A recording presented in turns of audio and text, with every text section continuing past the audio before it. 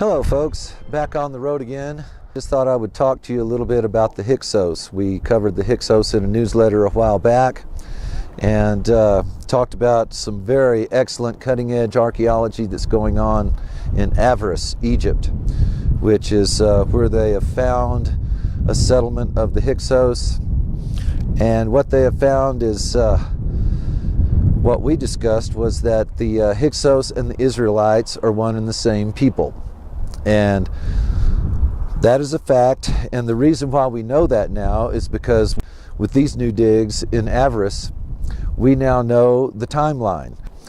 And for years and years, the Hyksos have just been floating in time across the timeline because no one could place them in time. No one had found any of their settlements.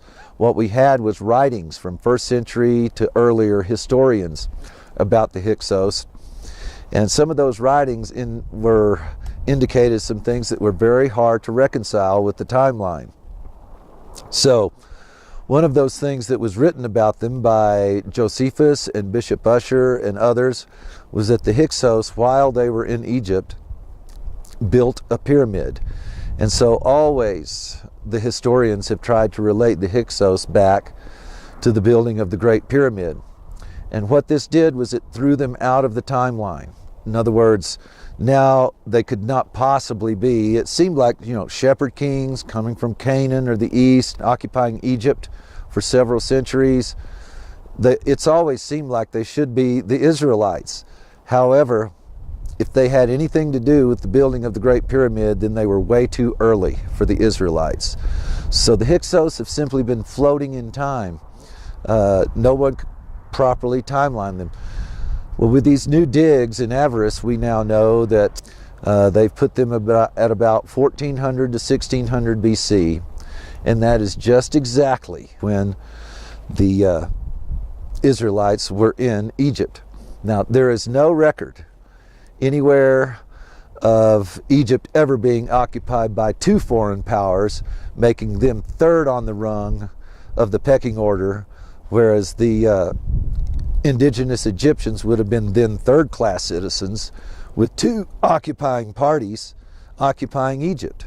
We would have had the Hyksos and the Israelites running into each other, telling the Egyptians what to do. So we know, because the Hyksos have now been timelined to 1600 to 1400 BC, that they had to be the Israelites, because the Israelites were there between 1400 and 1600 BC.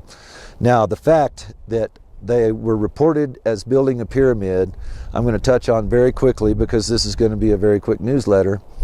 But the thing about the pyramid that was built by the Hyksos, and I believe they probably did, let us remember that the sons of Israel were a bunch of young men that virtually were like, you had 12 men with the power of Hercules. And they were in Egypt, and the historians reported that the Hyksos built the pyramid to keep the Egyptians from worshiping numerous gods. They were trying to focus the Egyptians on worshiping a single god, so they put them to work on a pyramid. But it could not have been the Great Pyramid if it was the Hyksos.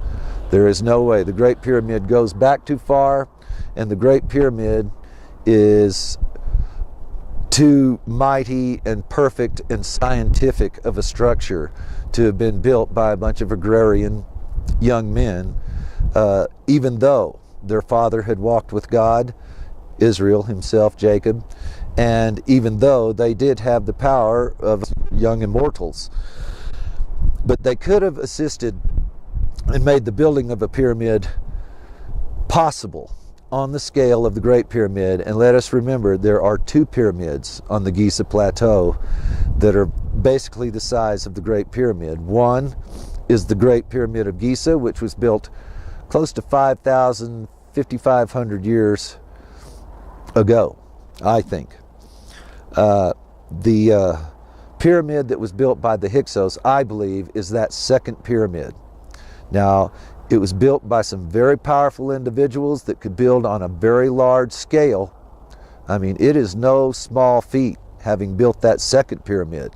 But the second pyramid is not a scientific edifice. In fact, If you'll recall that little quick video teaser that I put on the newsletter about the pyramid from the author and researcher, he stated that you have to be very careful building a pyramid, because if you make one small mistake, you end up with not a pyramid but a corkscrew. Well, the fact is that the second pyramid has numerous fallacies and anomalies. It is actually slightly corkscrewed at the top.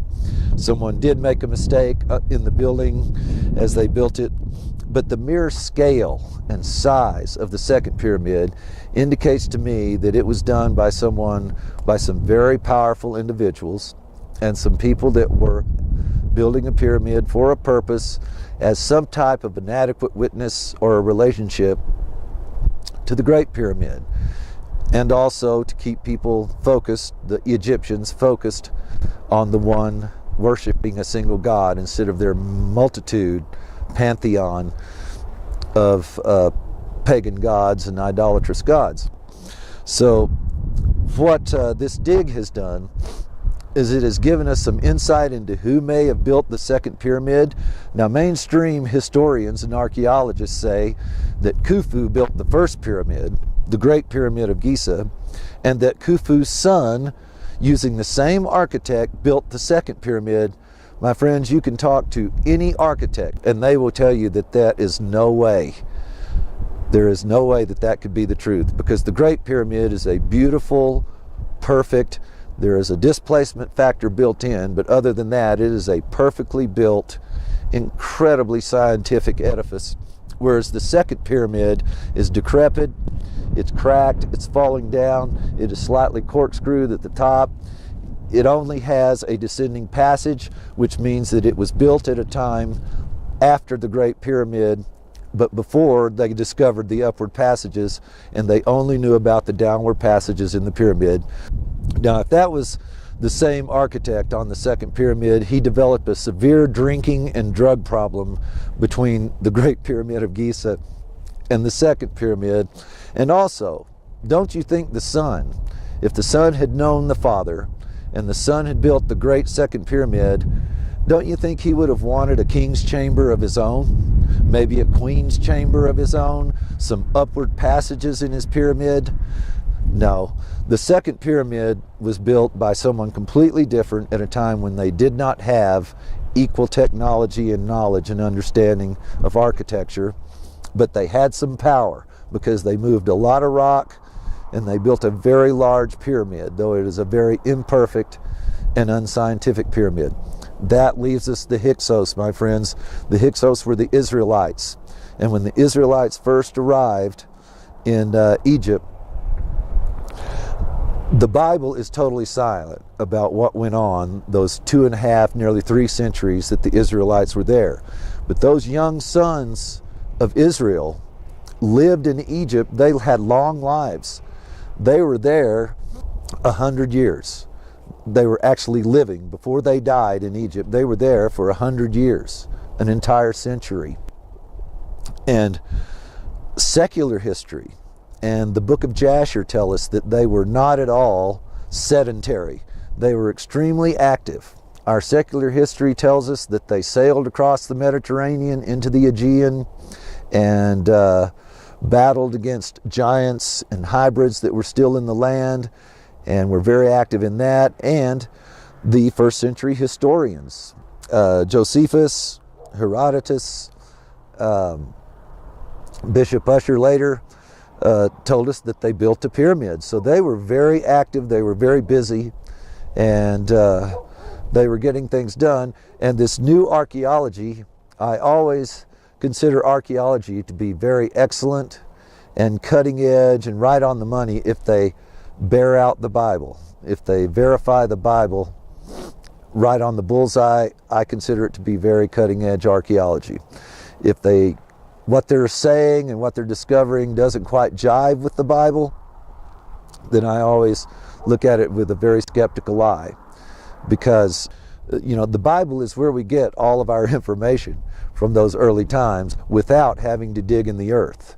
The only way to get more information than what you get from the Bible about most of these historical events and peoples is to start digging.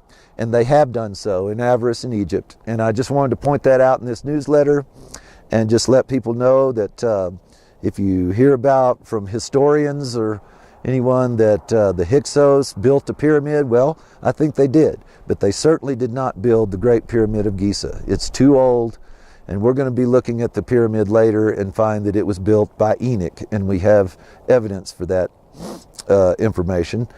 But also they did build a pyramid. They were there for 2.5, 3 centuries. The Hyksos are the Israelites. Those sons of Israel were extremely active. They were protecting the lands around the Mediterranean from supernatural creatures. They had the Egyptians put to work on building a huge, not a very scientific one, but a very huge pyramid, which is the second pyramid on the Giza Plateau, I believe. And that is my own theory that I've been studying a long time. I've known about the Hyksos for a long time and always wondered, why are they not the Israelites? They're foreign rulers, they're shepherd kings, they came from Canaan or the East. It's just very interesting and very nice work done by the archaeologists, and give them time. If they had done these digs 10 or 15 years ago, I am certain there would already have been a meeting of the minds in which the scholars and the archaeologists, the biblical scholars and the archaeologists would have come together with a meeting of the minds and realized that the Hyksos and the Israelites are the same people. But just give them some time.